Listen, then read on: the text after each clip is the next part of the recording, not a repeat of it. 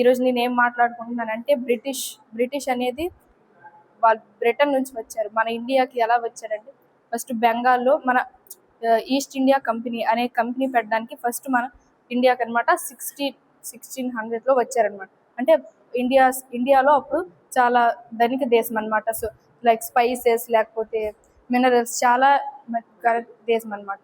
ఇప్పుడు దాదాబాయి నవరోజీ గారు ఏం చెప్తారంటే డ్రెయిన్ ఆఫ్ వెల్త్ అంటే ఇండియాలో ఉన్న స్పైసెస్ మరియు చాలా ఖనిజ వస్తువులన్నిటిని అక్కడ ఇంగ్లాండ్కి వాళ్ళు బ్రిటిషర్స్ తరలించుకుపోయి అక్కడ వాటిని ఒక ప్రోడక్ట్ లా తయారు చేసి మళ్ళీ ఇండియాకి వచ్చి హై ప్రైజెస్ లో అమ్మేవారు. ఫస్ట్ లో అలా మన వెల్త్ మొత్తం వాళ్ళు తీసుకెళ్లిపోయారు. తర్వాత మెల్లమెల్లగా మన బెంగాల్లో ఫస్ట్ స్టార్ట్ చేశారు వాళ్ళు రూల్ చేయడం. మిర్జాఫర్ అనే ఒక సైన్యాధ్యక్షుడిని బ్రిటిషర్స్ అన్నమాట డబ్బు ఆశ చూపి కొనేసి అతని చేత ఫస్ట్ బెంగాల్ని పరిపాలించడం మొదలుపెట్టి మెల్లమెల్లగా భారతదేశాన్ని మొత్తం ఆక్రమించుకున్నారు. ఎలా అంటే మొత్తం దానికి కారణం ఏంటంటే ఫస్ట్ మన ఇండియన్స్ లో యూనిటీ లేకపోవడం.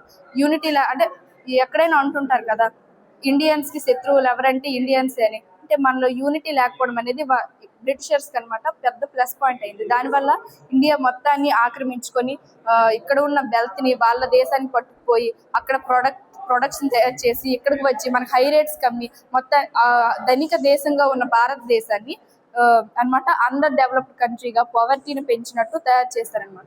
ఎలా అంటే తర్వాత ఈ నిజాన్ని మెల్లమెల్లగా రియలైజ్ అయిన ఇండియన్స్ అనమాట చాలా దేశ నాయకులు అనమాట అప్పుడు వచ్చారు. లైక్ అల్లూరి సీతారామరాజు గారు, లేకపోతే ఛత్రపతి శివాజీ మహారాజ్, భగత్ సింగ్, సుభాష్ చంద్రబోస్, ఇలా చాలా మంది వాళ్ళ కృషి ఫలితంగా అనమాట ఇప్పుడు మనము ఎంజాయ్ చేస్తున్న ఈ ఫ్రీడమ్ కానీ ఈ స్వేచ్ఛ కానీ ఇవన్నీ వాళ్ళకి చేసిన కృషి.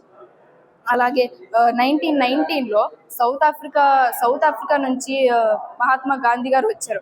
ఆయన ఇక్కడ జరుగుతున్న పరిస్థితులను పరిశీలించి ఇది కరెక్ట్ కాదు, ఇండియాకి ఇండిపెండెన్స్ రావాలి అనుకుని వాళ్ళు స్టెప్ ఇన్ అయ్యి చాలా కృషి చేసి అంటే ఇప్పుడు సుభాష్ చంద్రబోస్ గారు, అల్లూరి సీతారామరాజు గారు వీళ్ళు ఏంటంటే ఆయుధ పోరాటం చేశారు. లైక్ హింసాత్మక రెవల్యూషన్ చేశారు.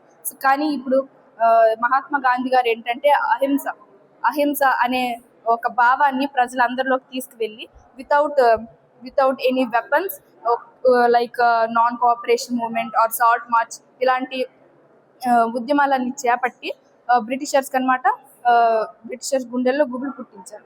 ఇలా ఇండియన్స్ లో యూనిటీని తీసుకొచ్చి మతాలు లేకపోతే క్యాస్ట్ క్రీడ్ ఇలాంటివి ఏవి భేదాలు లేకుండా ఇండియన్స్ లో యూనిటీని తీసుకొచ్చి మన ఇండియన్స్ మొత్తం ఇండిపెండెన్స్ కోసం పోరాడేటట్టు చేసి 1947లో ఇండియాకి ఇండిపెండెన్స్ ని అప్పచెప్పారు. ఎలా ఆగస్ట్ 15న వచ్చింది మనకి. ఆగస్ట్ 14న పాకిస్తాన్ లో మొత్తం ఇట్స్ ముస్లిం కంట్రీ, అది ఒక మతపరమైన దేశం అనమాట. అందులోకి ముస్లిమ్స్ అందరూ వెళ్ళిపోయి కానీ మన ఇండియా ఏంటంటే ఒక రిలీజియస్ కంట్రీ కాదు. ఎన్ని కంట్రీస్ అయినా యూనిటీ అండ్ డైవర్సిటీ అంటారు కదా, అలా ఎన్ని క్యాస్ట్స్ ఉన్న కలర్ క్రీడ్ దేంతో సంబంధం లేకుండా మన ఇండియాలో యూనిటీ ఉంటుంది అనమాట.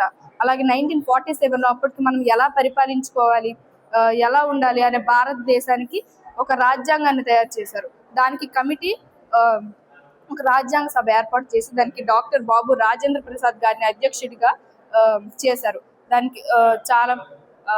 దానికి ఎన్నో ఒక రాజ్యాంగాన్ని తయారు చేసి దానికి డ్రాఫ్టింగ్ కమిటీ అని పెట్టి దానికి డాక్టర్ బిఆర్ అంబేద్కర్ గారిని పెట్టి దాన్ని డ్రాఫ్ట్ చేశారు. దాన్ని డ్రాఫ్ట్ చేసి దాంట్లో ముఖ్యమైన అంశాన్ని ఒక 1000 పేజీల రిటన్ కాన్స్టిట్యూషన్ గా చేశారు. అంటే రాజ్యాంగంలో ఉన్న అంశాలు ఫండమెంటల్ రైట్స్ కానీ ఫండమెంటల్ డ్యూటీస్ ఫ్రమ్ రష్యా, ఇలా వేరు దేశాలు మహాత్మా గాంధీ గారు వీళ్ళందరూ తిరిగి అందులోని మంచి పాయింట్స్ ని గ్రహించి మన ఇండియన్ కాన్స్టిట్యూషన్ ని తయారు చేశారు. ఇలా మన దేశాన్ని పరిపాలించుకోవడానికి ఒక రాజ్యాంగాన్ని తయారు చేసి మనకు మంచి దారి చూపారు. సో మనము దాన్ని పరిపాలిస్తూ మన దేశాన్ని గౌరవిస్తూ మన నేషనల్ యాంథమ్ నేషనల్ ఫ్లాగ్ అన్నిటిని గౌరవిస్తూ ఒక యూనిటీతో ఉండమని కోరుకుంటున్నాను. Thank you.